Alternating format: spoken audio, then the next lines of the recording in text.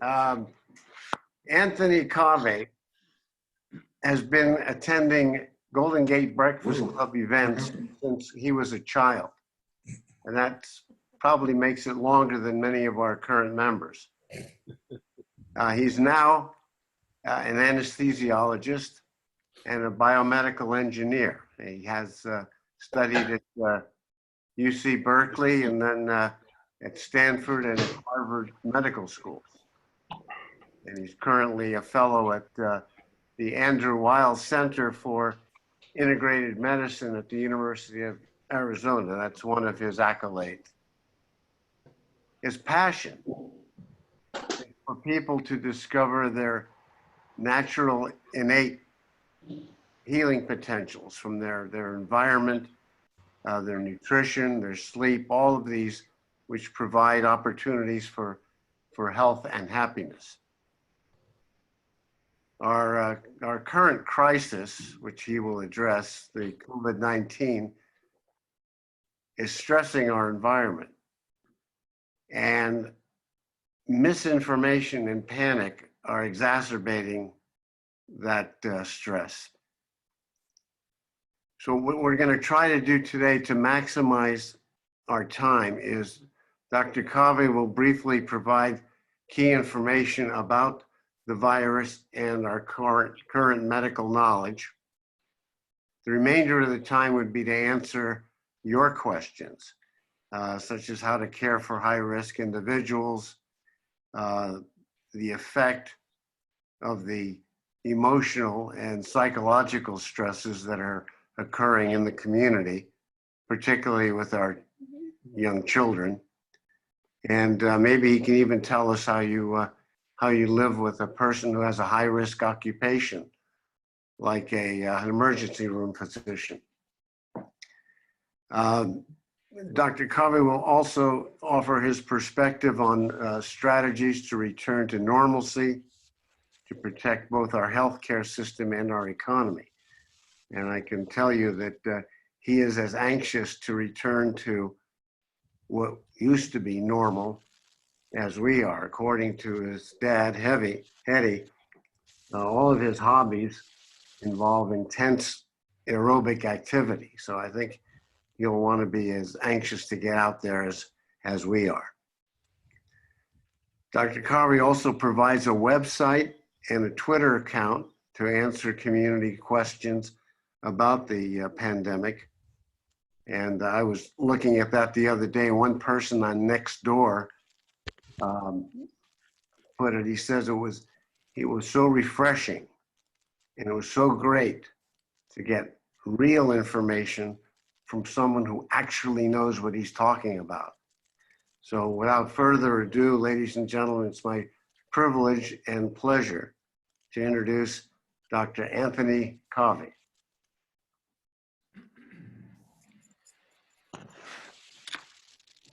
Thank you so much. I see a whole bunch of clapping, but I can't hear anything. So that's quite that's quite exciting. Thank you so much for the introduction. And it's a real privilege and honor to be able to speak to the group today, and particularly because so many of you have seen me grow up. So I hope you find this information informative today. I'm going to try to share my screen here so you can follow along with these slides that I prepared.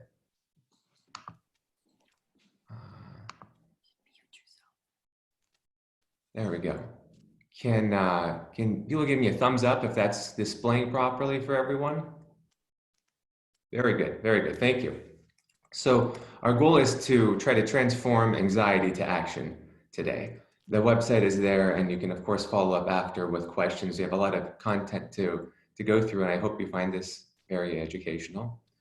By way of outline, I want to discuss where we are on this curve and look at how other countries have done in comparison, talk about a lot of the myths around how this virus spreads and what we can do to protect ourselves, discuss testing and what that means for us as we move forward, and discuss the treatments and what's on the horizon. And then lastly, try to talk about what a return to normalcy might look like and how we might go back to work.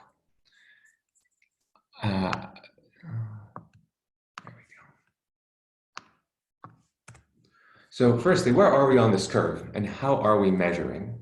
So these are taken from the Chronicle yesterday.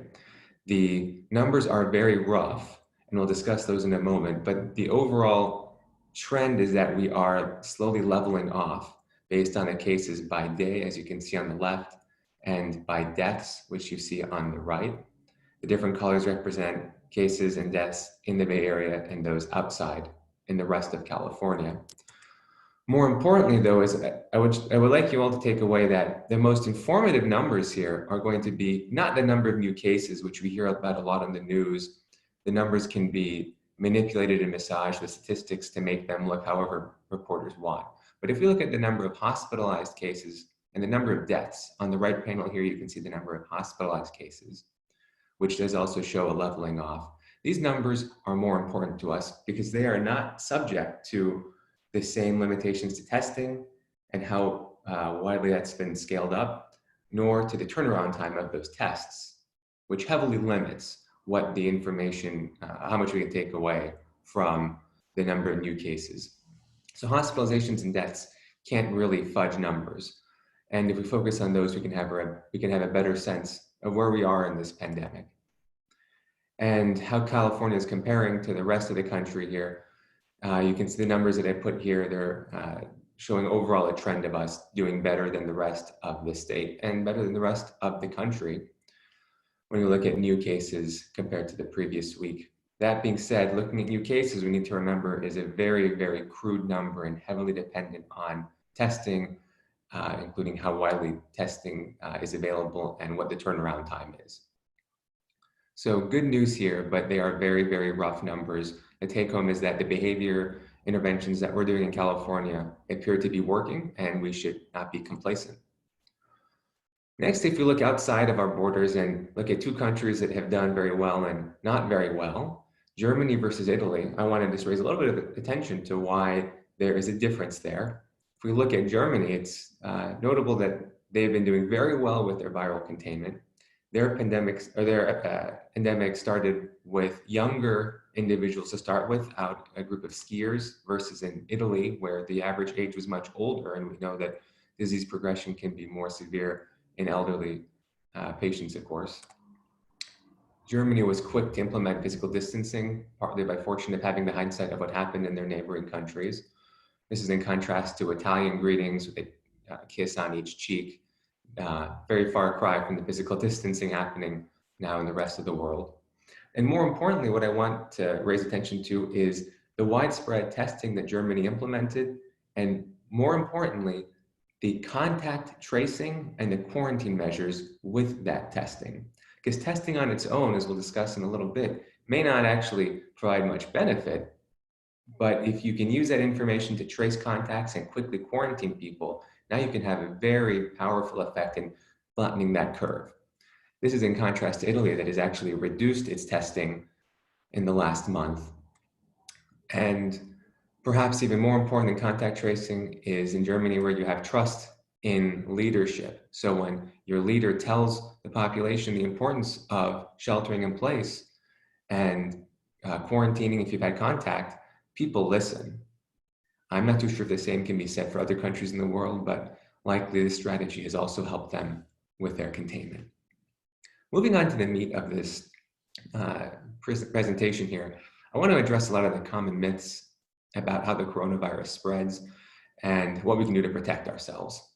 So one of the big misconceptions that I see all over the internet is in these tables that people try to publish saying what symptoms are more likely to be COVID-19 versus the flu versus a common cold. And I want everyone to take away here that there is no reliable set of symptoms that can distinguish COVID-19 from another respiratory illness. So a cough, whether it's productive or dry, or if you have a sore throat or runny nose, at this stage in the game with shelter in place, you are to assume that any respiratory illness is COVID-19 unless you have specifically tested negative. This has important implications for how we choose to self-quarantine or shelter in place. So that's why we need to not try to play laboratory test and see who may or may not have COVID-19 based on how they're feeling. How the virus is spread is also a topic of much debate, and it's largely because we don't have a lot of information yet. So I want to share what we do know. There are three general ways that any virus can spread, And we'll discuss these in just a moment, but they're through direct contact, through droplets, and through airborne spread. And the next point is, when can you actually spread the virus through these means? So if someone is actively coughing or sneezing, then certainly that can transmit virus. But unfortunately, viruses also have an incubation period when somebody can be contagious but not yet show symptoms. For the coronavirus, in general, it's a median 5 days incubation period. It can be up to 14 days. And that number informs our quarantine measures as well, which we'll discuss shortly.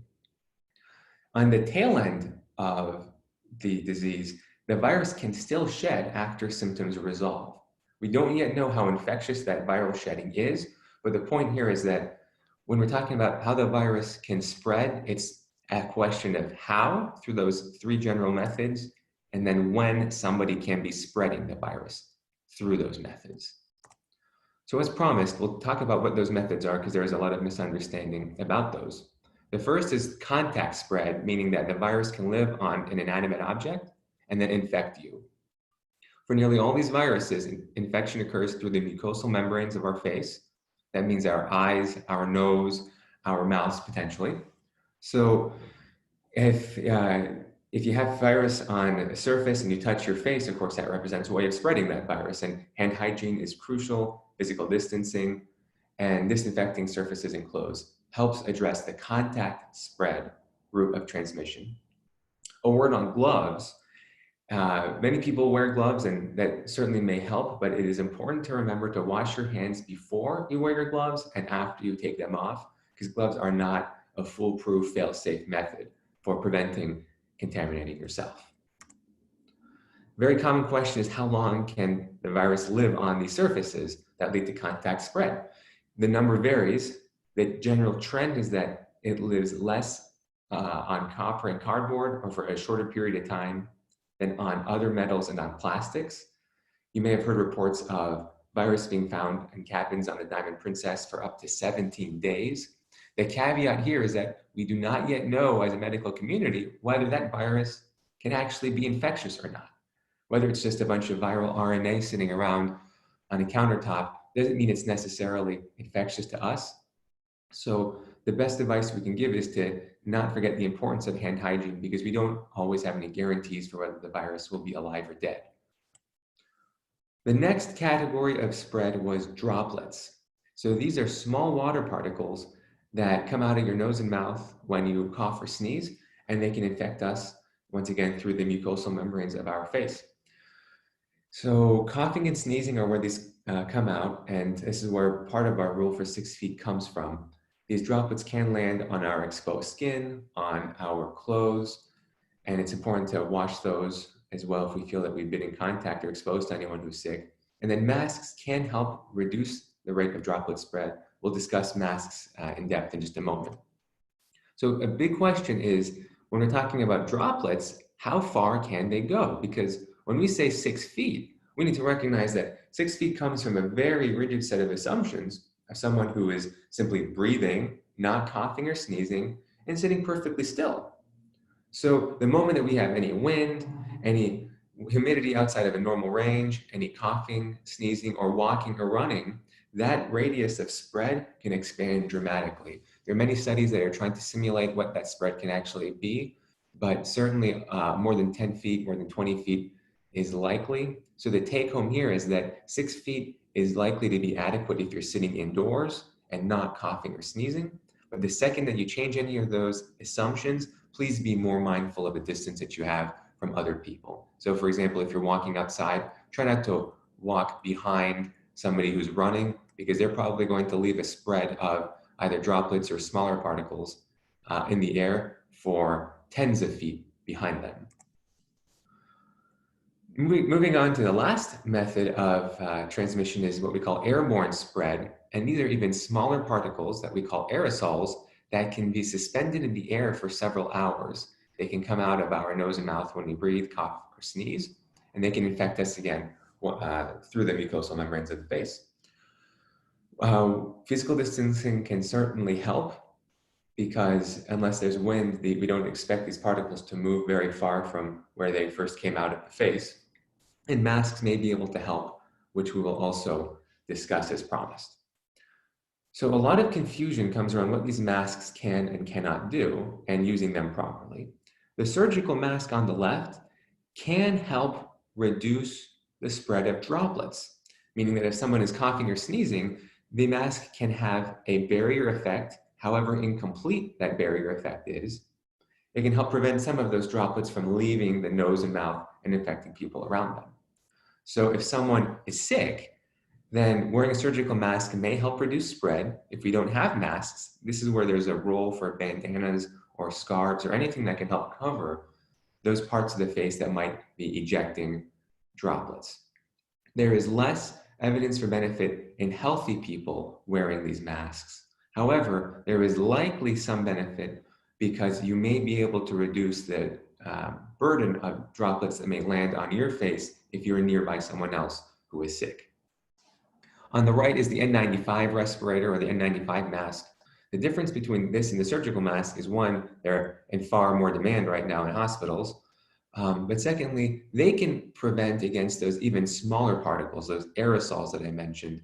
So they can actually help prevent airborne spread. The problem is that in the hospitals, we have a severe shortage, as you know. And as a scientific community, we don't actually know if aerosol spread or airborne spread is an appreciable transmission method in the community. In the hospital, we do procedures like placing breathing tubes and whatnot that do have a very real risk of airborne transmission. But in the community, we're not too sure. For that reason, we encourage N95 respirators to only be used by hospital staff because we actually do have a real threat of getting infected from those aerosols. So there's a lot of talk about people making their masks at home and trying to donate masks. What I encourage is if you are making masks, try to donate those to your community so that the community can donate their N95 masks to the hospitals, because the hospitals are where we believe the greater burden of these aerosol spread is going to be. And importantly, whatever type of mask you're wearing, it needs to be worn properly. So unfortunately, in the community, I see more often than not masks being used incorrectly. And the reason we care is not pedantic. It's because contaminated masks either won't work or may actually hurt the individual wearing them. Firstly, a wet mask provides a breeding ground for all sorts of pathogens to grow in the humid, moist environment on that mask. So you don't want to use a mask if it's been wet. For example, if you've coughed or sneezed in it, you should consider replacing it as soon as you can. Secondly, touching the mask with for example, your face, your hands or your fingers, or moving the mask along your face. I see people dragging it below their chin or putting it above their head. We need to recognize that all we're doing is contaminating that warm, humid environment, that perfect breeding ground for pathogens. We're just inoculating it with our hands or with anything that's on the skin of our chin and letting things grow there. And then the moment we bring the mask back to the susceptible parts of our face, our nose and our mouth, we're inviting pathogens to potentially infect us. And this, by the same logic, reusing masks or placing them on doorknobs while we're not using them, putting them on and touching the mask in that process, all of these times that we interrupt the mask is a potential contamination of the mask. And the last thing we want to do is inoculate ourselves when we're trying to protect ourselves and others. And if we do have a contaminated mask, every time we exhale out of that mask, there's a concern that we might just be blowing pathogens into the environment around us and putting others at risk. So for multiple reasons, we want to be sure to use masks correctly, particularly when they're such a valuable resource and we don't have enough of them in the hospital. A word on sterilizing masks. The vast majority of masks are not designed to be sterilized. Doing so may compromise the integrity of the mask. Furthermore, you may just deposit toxic chemicals inside that mask, and every time you take an inhale or you breathe in, you may just be exposing your body to those toxicants. So we should not be sterilizing our masks. And most importantly here, as we said, contaminated masks can lead to self-inoculation, and masks are absolutely not a substitute for physical distancing. As we said, you can still have droplets land on your clothes, even if you're wearing a mask. And when you go to take off your clothes at home, you can risk self-inoculating yourself that way. So absolutely not a substitute. Why the guidelines keep changing is unfortunately confusing for many people. And to just break that down for us here is that most things in medicine come down to a risk-benefit ratio. The benefits we discussed about masks likely reducing spread from sick people to healthy people. There's possibly a protective effect of healthy people wearing the mask because it reduces the burden of droplets that may land on their face. This is weighed against the risks, like we mentioned, the PPE shortage. If providers are getting sick in the hospital or they are reusing masks, they may risk infecting other patients in the hospital setting. And then we already discussed the incorrect use of a mask where you may self-inoculate yourself or spread it to others. So how do we determine where the risk-benefit ratio falls for masks? It depends on how prevalent the virus is, because if the virus is so prevalent that even the small protective effect of healthy people wearing a mask is beneficial, then that tilts us in favor of the benefit.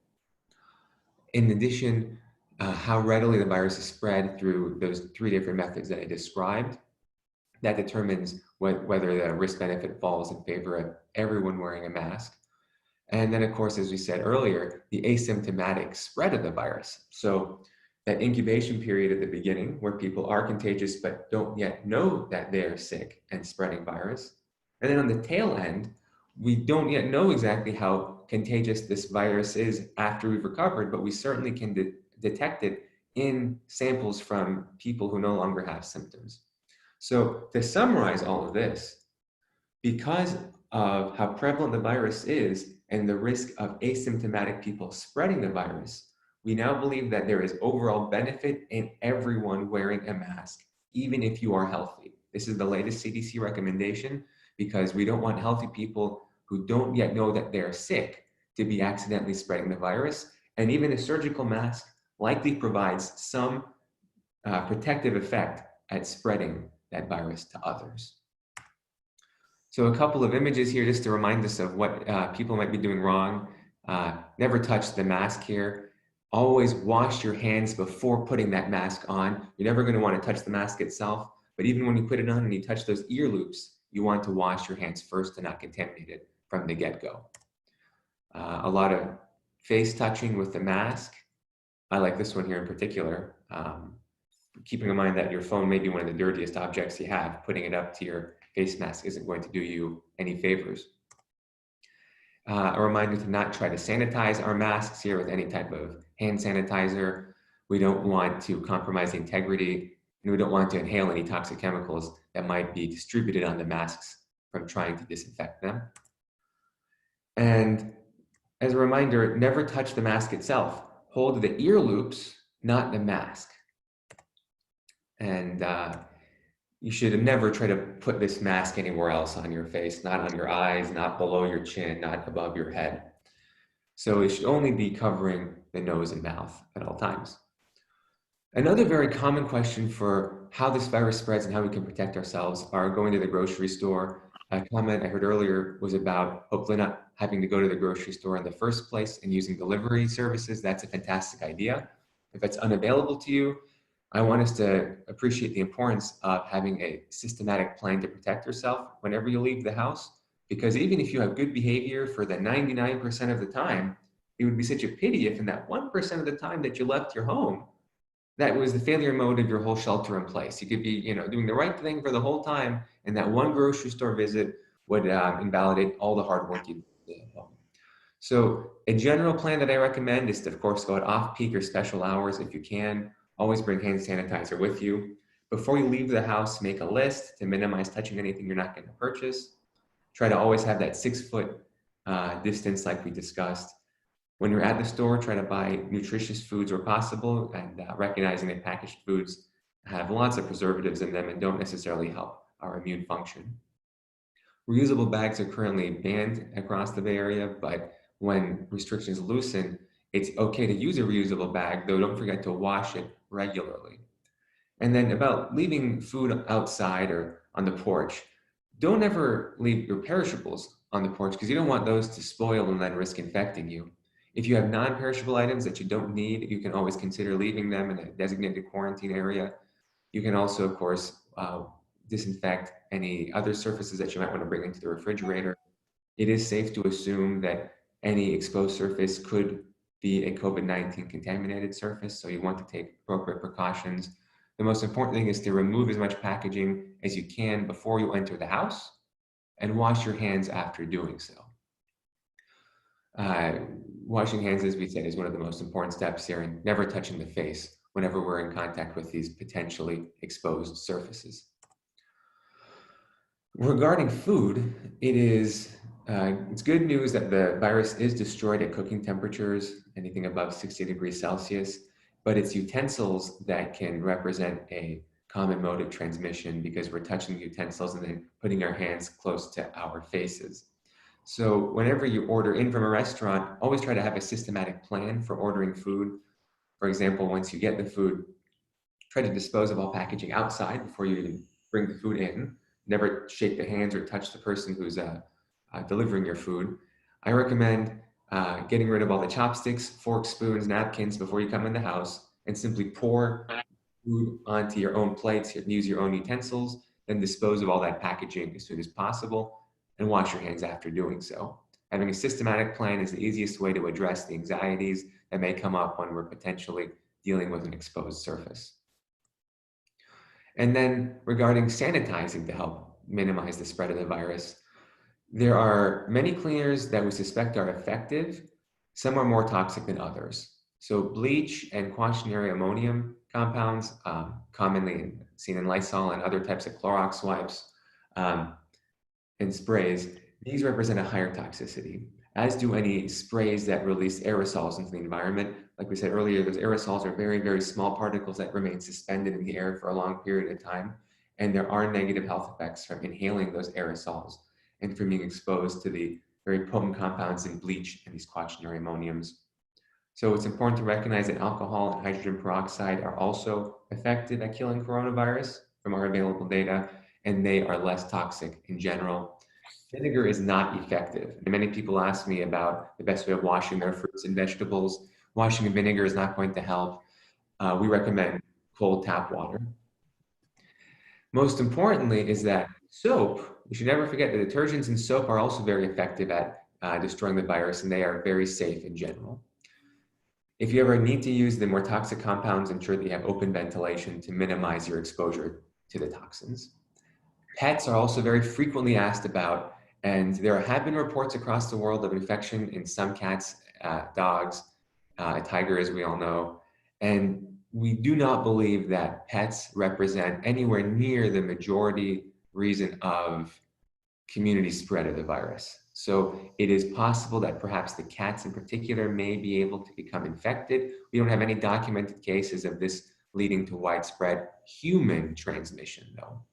So the reasonable precaution that I recommend is that if you are sick at home or you have someone sick in your household, try to separate the pets from the healthy and the sick, because the virus could theoretically live on the fur, and you don't want to accidentally mingle between healthy and sick and transmit virus through the fur. We should recognize that pets do provide an appreciable psychosocial support, particularly if you're in self-isolation for an extended period of time. And the easy advice is just to treat pets like humans and have them physically distanced whenever you're outside the house, and if you're inside the house with healthy and sick people. Moving on to humans and how we may spread, I want to just break down quarantine versus self-isolation because there's a lot of confusion around that as well. Quarantine refers to a suspected exposure, which we define as a close contact to somebody with COVID-19. Close contact is defined as being within 6 feet of somebody for a prolonged period of time, or being coughed or sneezed on by somebody. And a second qualification there is if you've recently traveled. So if you've either had close contact or recently traveled, you need to quarantine because you may have a suspected exposure. And because the incubation period for coronaviruses can be up to 2 weeks, we recommend limiting your exposure to healthy people for 2 weeks if you suspect exposure. Self-isolation refers to someone who is infected, meaning they've tested positive, or have any symptoms of a respiratory illness, or if they're awaiting a test result.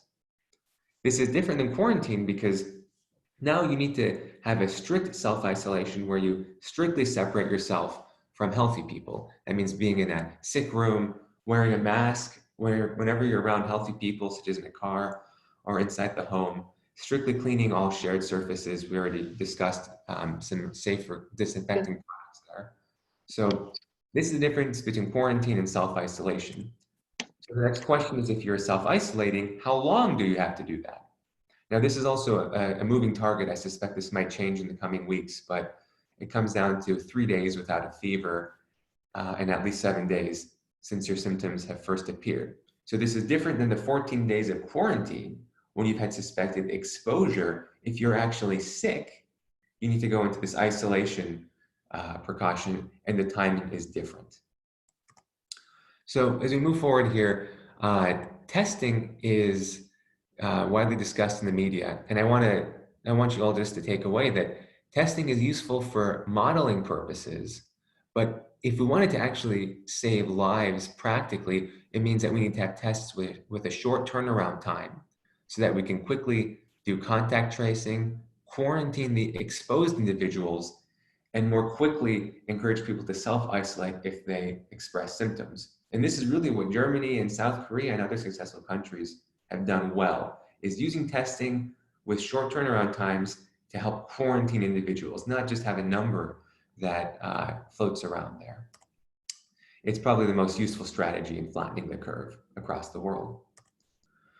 There are lots of home kits that we see in the media being distributed, and unfortunately it is very true that there are counterfeit kits coming from China, which is very, very bothersome and alarming, but there is no recommendation for anyone to be testing at home anyways. The hospitals need to test kits first of all, and second of all, these counterfeit kits may just give you wrong results, which is of no use to you. The next type of testing is what is called serology testing, which we're hoping is going to ramp up very quickly. Serology testing looks for the presence of antibodies to the virus in individuals to help us identify who may be immune to infection. We don't know how long people stay immune to the virus. We hope it is long-lasting like other viruses. What's even more interesting is that this may provide a valuable treatment through blood transfusion, which we'll discuss shortly, where we can use the antibodies in people who have been infected, transfuse them into healthy individuals to help treat their disease by neutralizing the virus in the sick individuals. So we really hope this is going to ramp up rapidly in the coming weeks. And now for treatments. So we've all heard of hydroxychloroquine, and at this point probably azithromycin and zinc. And the take home is that evidence is mounting, but it's still poor quality data. It is being studied very actively around the world because it has a good safety profile. We've known how this medication, we've known what its safety profile is for nearly 3 decades now. And it's an oral medication that can easily be taken at home. Convalescent plasma is what I was referring to earlier, which is taking a blood donation from someone who is sick, extracting their antibodies, injecting those into somebody who is sick, and neutralizing the virus in them. So you take a healthy person who's recovered, use their antibodies to help cure somebody who is actively sick. There is certainly good evidence for this. However, we need to have blood donors. And as with any blood transfusion, there are safety concerns. So it's not a perfect solution, but it certainly looks very promising.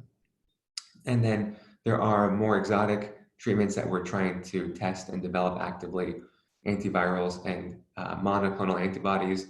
That antibodies are like band-aids to the immune system of the body.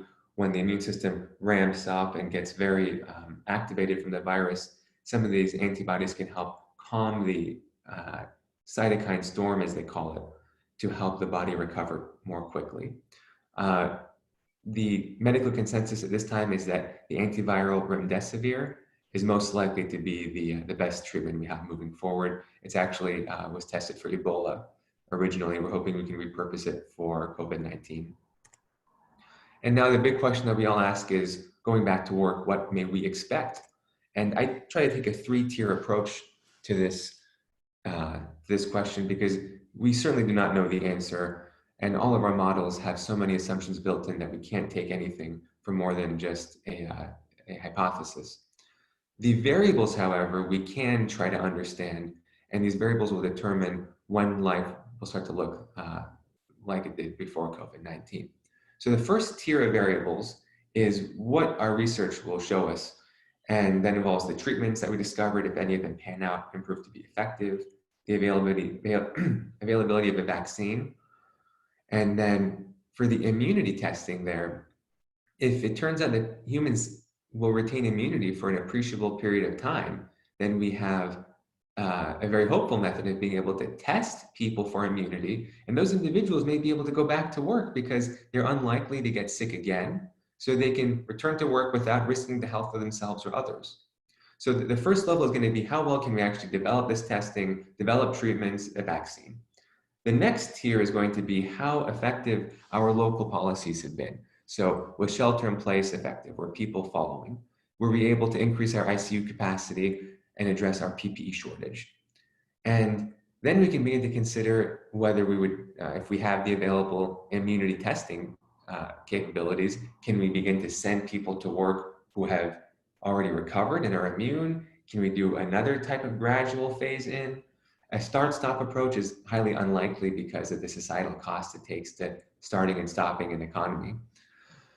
Then the third tier, which is unfortunately going to be the most challenging as we move forward, is the international effect of opening borders again and bringing the virus back into our community. So the take home here is that the strongest local health system is only as strong as the weakest health system.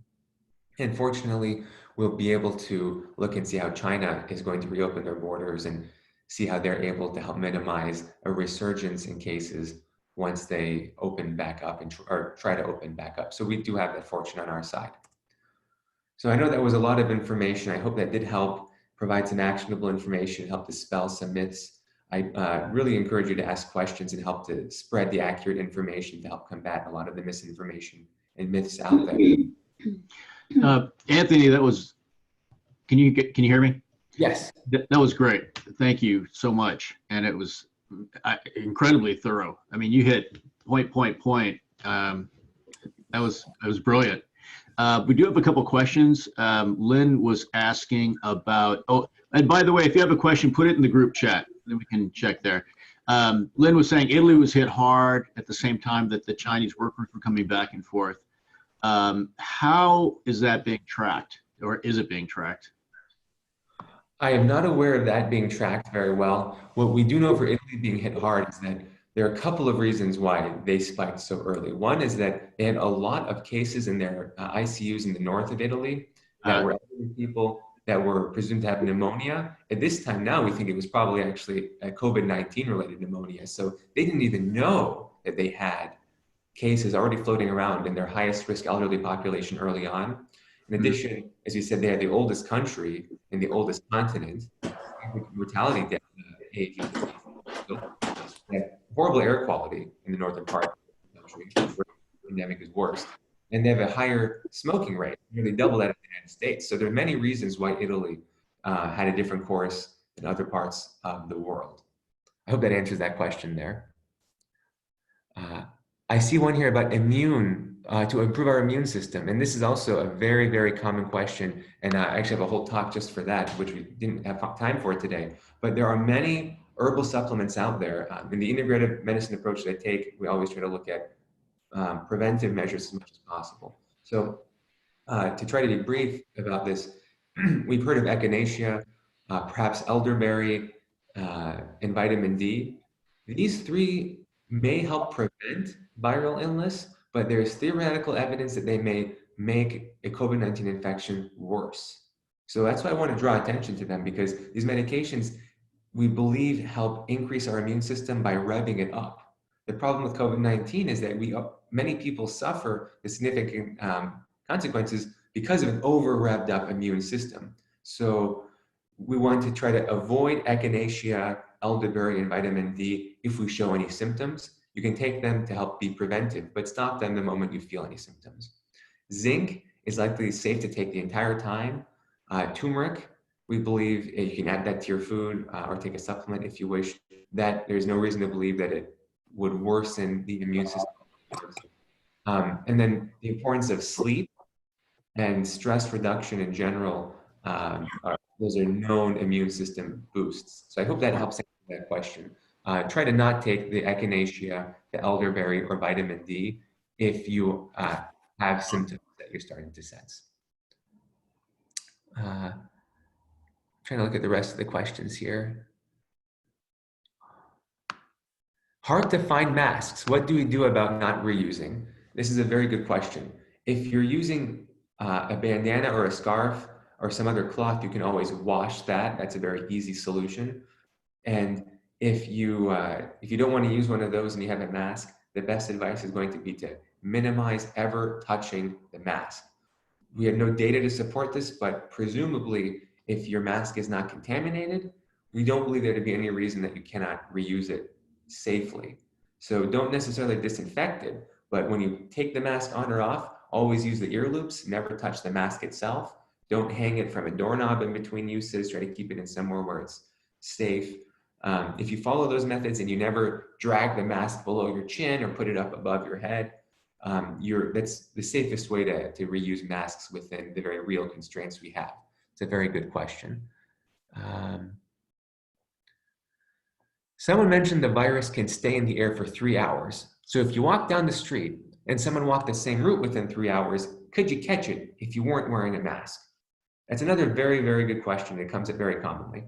A recent simulation showed that if you are running down the street, this virus can spread behind you for up to 32 feet. So 6 feet isn't really, as we said earlier, that only holds if you're still, not moving, no wind, not sneezing or coughing.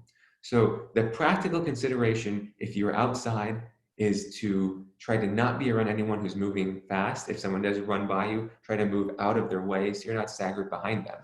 For the 3 hours, it has been studied, and those smallest particles, the aerosols, can be detected in the air for up to 3 hours. The big criticism is that we don't believe humans actually generate those aerosols unless you're in a hospital doing one of these procedures that, like I do personally, but it doesn't happen in the community. So we don't really know how often these aerosols are generated. They can last for 3 hours in the air. However, if you have any wind outside, the wind is going to disperse these aerosols in vectors that we can't predict because it depends on so many other factors. So there's a lot of incomplete data there. So our best recommendation is to treat 6 feet as a bare minimum and try to keep it even more wherever possible. And don't go around people who are moving fast. I hope that helps answer that question because it's a really good one that we just don't have more data to answer.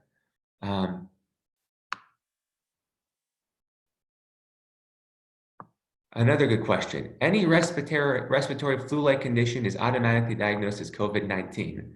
So as I said earlier, at this point when we are following shelter in place strictly in the Bay Area, any respiratory illness, you should assume to be COVID-19 unless you have tested negative. Now, I do recognize that not every illness is going to be COVID-19, but unless you have a negative test result, it is safest to not expose anyone in your home or in the community until you have tested negative. And that's where that self-isolation falls in place. You're gonna, for at least 7 days after the start of your symptoms and 3 days of being fever-free without fever-reducing medication, you're gonna want to self-isolate for that long.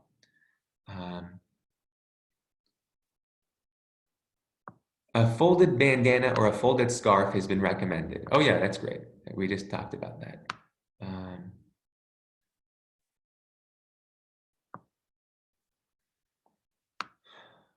Another question. We stay inside. Anything received immediately goes into a decontamination room for 3 days. The counter is covered with towels. We immediately wash up in the sink.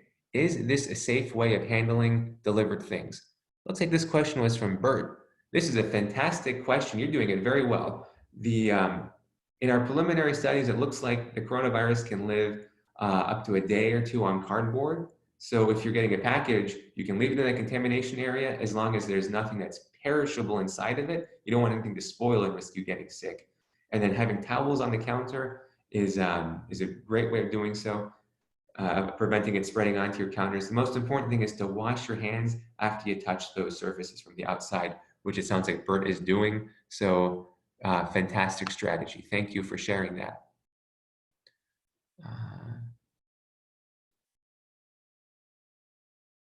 So a very good question. I've likely had the disease according to the Department of Public Health and an infectious disease doctor. How can I get tested for antibodies and donate? So the Red Cross has a great information page already on their website for getting people who have recovered to donate their blood for the reason we said, because that can be a very powerful treatment through that convalescent plasma therapy that I mentioned. So in the United States, you need to, of course, be eligible to donate blood.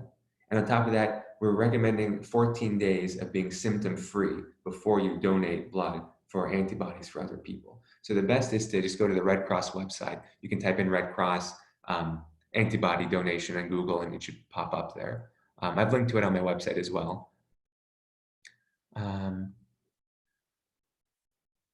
These questions keep coming. Let's see.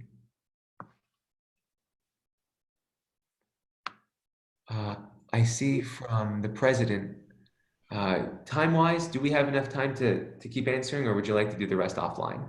Well, I think I think this is fascinating. Do you guys want to keep recording, keep going here?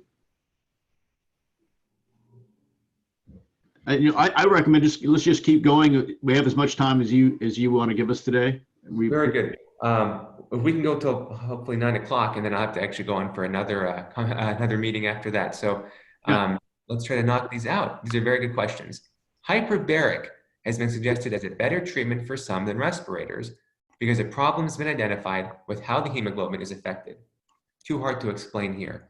The issue with the hemoglobin, with how the virus may affect hemoglobin, is still very poorly understood.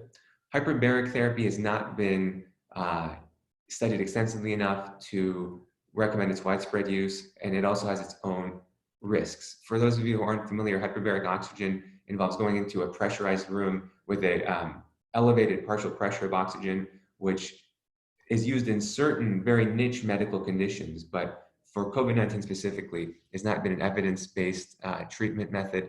At this time, prevention is going to be the most important, and the other treatments that I mentioned in the slide there are the most hopeful moving forward. I heard that some have tested positive for COVID-19, even though no symptoms. Is this true? It is very true. And particularly in the younger population, many patients may not have any symptoms. What is most curious to the medical community, and to me in particular, is that in some individuals may have no symptoms of a cough, runny nose, sore throat, but when they're doing testing, they see a positive COVID-19 test, and when they do a chest x-ray, they see pneumonia patterns in their chest, which is very unusual for someone to have no other symptoms, but to actually have a brewing pneumonia, an active pneumonia in their lungs. So this is practically for us, because we don't want to just give information that's not helpful. This practically means that we need to adhere to physical distancing, because we don't know at this time who necessarily has the virus and who is asymptomatically shedding. So that's why even wearing a mask, if you're feeling healthy in public, may provide some benefit in reducing you launching droplets or aerosols into the environment. So it's a very good question, and we should take it very practically in treating everybody as kind of potential suspects for the time being. Trying to look at the rest of these questions.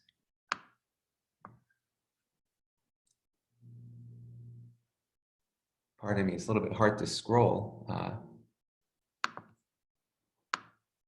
see. Can people bring virus on shoes? It actually has been studied that virus can live on shoes. So leave your shoes outside if you can. We don't actually know if that virus can infect other people, but it can be detected on shoes. So absolutely try to keep your shoes outside. I have used ozone air purifier that is quite effective at destroying bacteria. Would that work to destroy, I think they meant COVID-19 here in the question. So air purifiers are a very, very good question. There's different types of air purifiers, and there's some that can actually produce ozone, which may have their own concerns for health.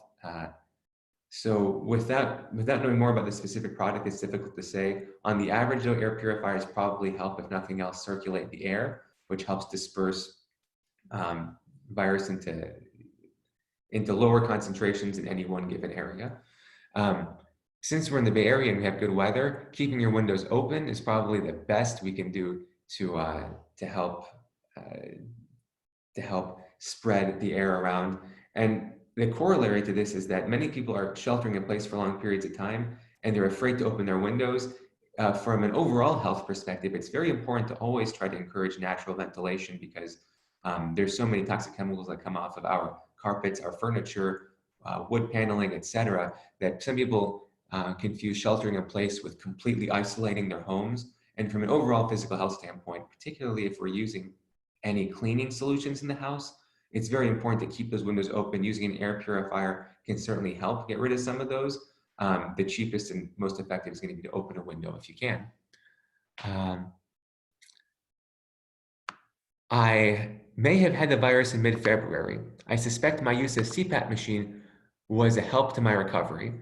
That's a very good thought there. We don't have any evidence to suggest that CPAPs help with the virus. CPAPs do help with sleep apnea overall and help ensure proper ventilation of the lungs, which we know can help reduce the chance of developing pneumonia in general. So I'm sure that it helped you not feel worse. There's no recommendation for people to buy CPAP machines if they're feeling sick. Let's see, trying to just make sure we haven't missed any questions here. Oh, are masks effective if wearing over a beard? Very, very good question. The answer is they are universally less effective. In particular, the N95 mask, which is designed to try to block the smallest particles, those aerosols, the moment you have any facial hair, it is entirely invalidated. In fact, in the hospital, if you wear an N95, you are to be entirely cleanly shaven, man or woman. Hopefully it's only the men who are having to shave there, but for the surgical mask, you're having more distance between the skin and the mask, and you're reducing the effectiveness. Am I recommending everyone to go and shave? It comes down to how exposed you think you may be to the virus, but there is a very objective decrease in effectiveness of masks, in particular the N95, with any facial hair, even a stubble. I've actually been turned down from N95 mask fitting for the slightest stubble because they say it invalidates the protection that it offers. Another very good question here, and it'll probably be our last one. Do you recommend sheltering in place until there is a proven vaccine, despite a general lifting that may be announced? And this is a very good question to end on because it's the most important one, I believe. Unfortunately, the answer is that it depends. For the people who have demonstrated immunity through an antibody test, they can probably return to work safely. For people who are otherwise young and healthy, they are probably going to be the first to return to work. The question becomes much more difficult for older individuals, in particular those with comorbid conditions, meaning people with diabetes, high blood pressure, kidney disease, any lung conditions. I can give you the example of my grandparents or Hetty's parents who are elderly, and in particular, one of them over 90 years old has type 1 diabetes, meaning on insulin, and has had a history of heart disease and surgery. It's unfortunate, but I would not want them to lift the shelter in place until a vaccine is available. And I recognize that might be a year away from now, but that population is at such high risk. Just to share numbers, COVID-19, we believe to be about a 1% to 2% mortality in countries that have done a good job. However, if you break down 1 to 2% across all ages, if you look at people above 70 years old, that mortality rate goes between 10 to 20%. So I don't want to alarm anyone with these numbers, but recognizing that 10 to 20% is a very, very real number to grapple with. So for those individuals who are elderly or who have those comorbid conditions, I think that we may need to consider a very long-term shelter in place, because in the absence of a vaccine, there is no way to mitigate that 10 to 20% number of